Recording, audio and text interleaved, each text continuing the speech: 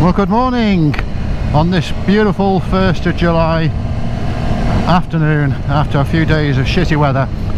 So today is all about getting up to Case Olin's Performance Specialists in the northwest of England and having my suspension tweaked on my S1000R motorbike.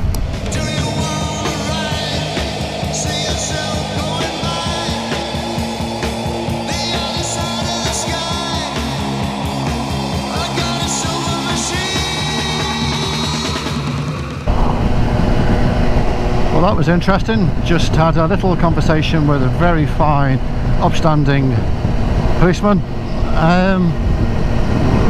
We're just getting close to Case suspension now, and we just pulled away a little bit sharpish away from the lights.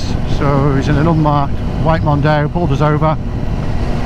Excellent policing. He's a biker himself. He said, listen guys, you're in a 30, you were pulling away a bit brisk, just take it easy on the right handle, be on your way. Take care.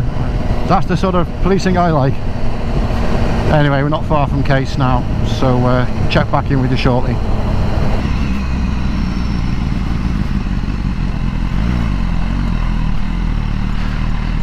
So here we are, coming into Case Suspension and Performance Centre. I'm going to say hello to George. He's going to introduce himself. Ooh, what's that? That's nice, that's nice. So this is the company that Carl Fogarty's linked with, innit? These are made in Bolton. I was going to say the local bikes. So what are they called again? CCM, that's right. And they have the Spitfire. Okay. It's a beautiful bike. Oh god, yeah. I hadn't recognised it. I think Cafe Racer is definitely a bike to look at. Yeah. Sunday Bimbles. So I'm going for a test ride on Friday with the BMW R9T. Yeah. So that should be good, weather permitting.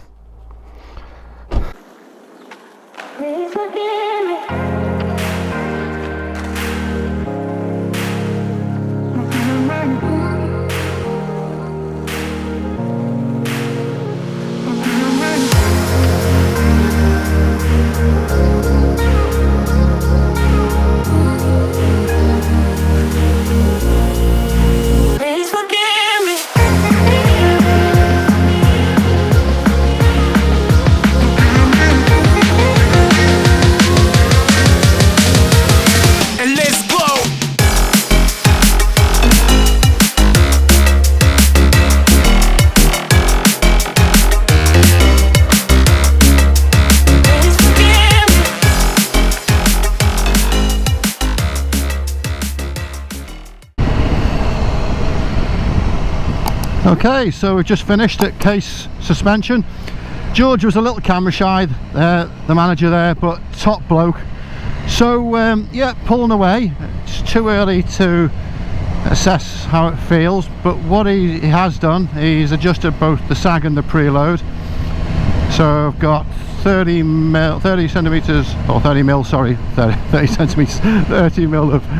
sag on it, and he's had to adjust the preload.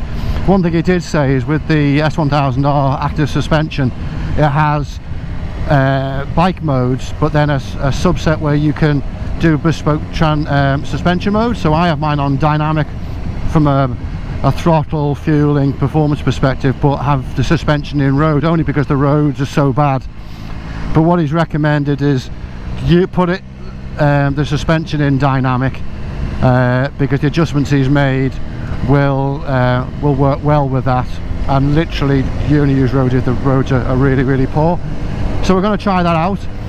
But no, yeah, they've been going for 40 years. I wasn't aware they've been going for so long, and their association with Olin's has been from day one.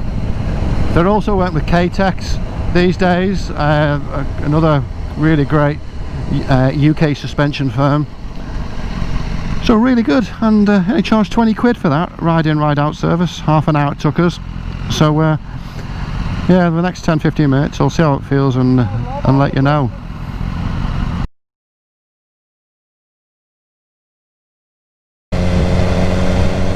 Okay, good morning.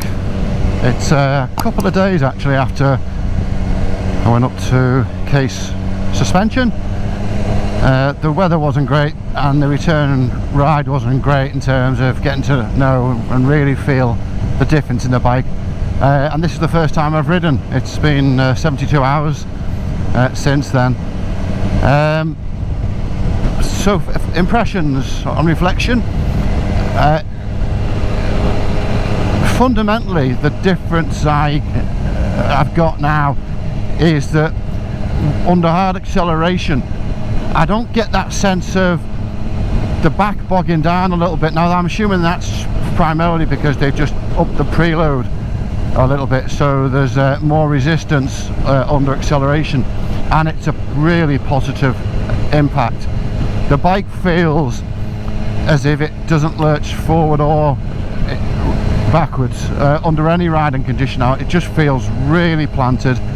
It doesn't feel that at the cost of the comfort. It doesn't feel any firmer, even though I'm now on the dynamic suspension setting rather than the road that I had going up to Case.